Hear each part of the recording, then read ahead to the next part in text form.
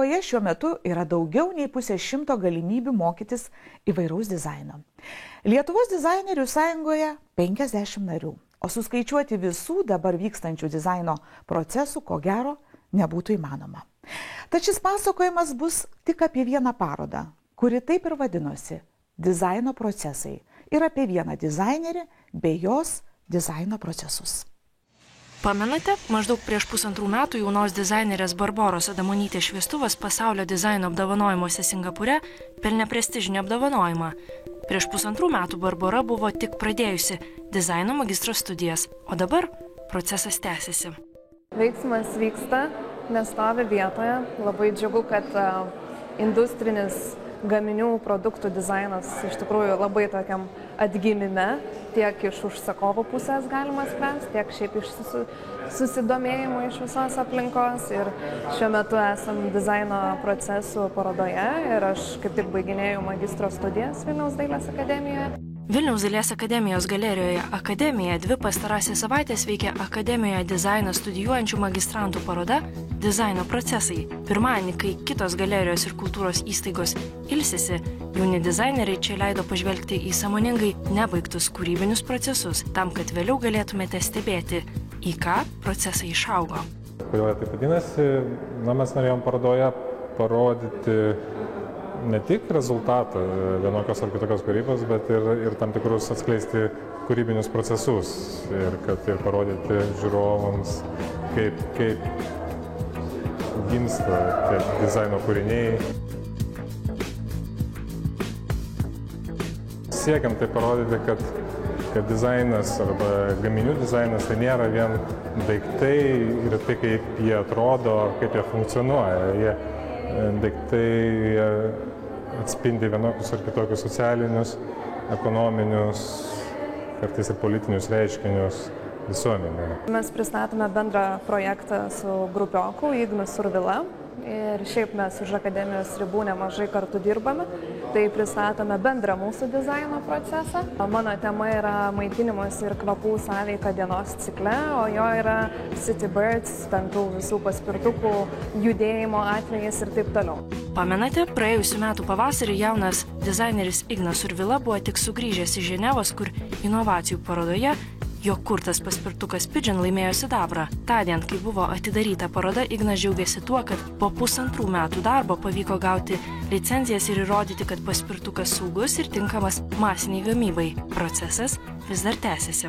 Mes kažkaip pradėjome pastebėti judėjimą kvape, kvapą judėjime ir tos pačios problematikos apie religinį fanatizmą, užterštumą, stresą, skubėjimą nuolatinį ir mes radome tą bendrą grandį tarp mūsų abiejų ganėtinai skirtingų vystomų projektų šiuo metu, tai mūsų magistrinių darbų. Ir mes sukūrėme video koliažą iš įvairių filmų, reklamų ir visokiausių siužetų. 16 dizaino studentų šioje parodoje atskleidė savo kūrybos užkulisius ir parodė, kas šiandieninėme dizaine svarbiausia – inovatyvumas, funkcionalumas ir estetika. Gyvename pertekliuje daiktų, ne? Ir iš tikrųjų kartais iškyla klausimas, ar mums reikia tiek daug daiktų, ar mums reikia tiek daug vartojimo, ne? ar kokio vartojimo mums reikia ateityje. Tai dėl to galbūt tas design after design tai reiškia, kad reikia gal pagalvoti, ar tos klasikinės, sakykime, klasikinis supratimas dizaino atitinka šiuolaikinius poreikius. Darbo zona, kuri yra kaip kontrastas tarp dabartinio pasaulio, kuris pastoviai kinta, tai šitą pusę būtų galima naudoti ją rašyti kreidelėm ir mintim. Ir čia tokia kaip portabili darbo zona, ją galima pritaikyti bet kur. Tarkim, ant šito stalo, ant kito pasidėti ir viduj turėti būtent tą ramybės ir pabuvimo su savim laiką. Tai dizaino studentės Eglės Kačkauskaitės projektas Tyla. Tai privati darbo zona pritaikyta fiksuoti šiandien ypatingo susikaupimo reikalaujančius procesus. Tai zona, kurioje gali susikoncentruoti ir ką gali žinoti. Galbūt netrukus tokios zonos bus įrengtos jūsų darbe, bibliotekoje, kavinėje arba įsirengsite tokias savo namuose. Šito daikto idėja pirminė tai buvo, taip, man irgi būna tokių dienų, kai trūksta to laiko ar kažko ir privatumo. Bet galbūt aš labiau norėjau kažką daryti su apšvietimu ir jo prasme. Tai ir šitą idėją dabartinių laikų man kažkaip natūraliai susijungia, kad gavosi toks išviestas tūris, balta tuščia erdvė, kurioje galima ir dirbti, ir būti. Kiekviena karta, kiekvienas laikmetis ieško naujų galimybių, naujų raiškos formų, naujų idėjų ir dizainas dabar yra tokiam etape, kad jisai ieško, ką daryti toliau. Labai skirtingos temos, labai skirtingi darbai. Manau, kad taip apibendrinti labai sunku, bet apskritai tai kalba turbūt eina apie vartojimo kultūrą, ne? Ir apie kokia jinai turėtų būti, kokia jinai galėtų būti ateityje, kokioje mes norime gyventi aplinkoje. Kokie yra barjerai? Barjerai yra psichologiniai ir visokiausi. Tai būtent mane fiziniai. Tai mane labiausiai ir domino psichologinis barjeras, kai žmogus negali perlipti per save, bet gal plačiai auditorijai to tiesiog neparodo. Ir konkrečiai aš analizavau viešojo kalbėjimo baimę. Tas jausmas, kai linksta kojos ir balso, tu gali net nevaldyti ir ta fizinė tokia būsena, kur tu jos net negali kontroliuoti. Tai pati tą dalyką turiu, dėl to aš ir analizavau būtent. Aš norėjau parodyti, kad žmogus kalbėdamas į mikrofoną, jisai turi lygiai taip pat veidrodį ir veidrodį jisai mato save, ką buvo, kad labai bijo daryti žmogus, jis bijo girdėti save ir bijo matyti save. Tai lygiai taip pat ir iš kolonėlės yra girdimas balsas tavo, garsiai balsas. Tai yra tik prototipas ir vis tik tai yra tokių dalykų, kurie tiesiog nepavyko įgyvendinti taip, kaip aš norėjau. Bet taip, tai yra viskas girdisi garsiai.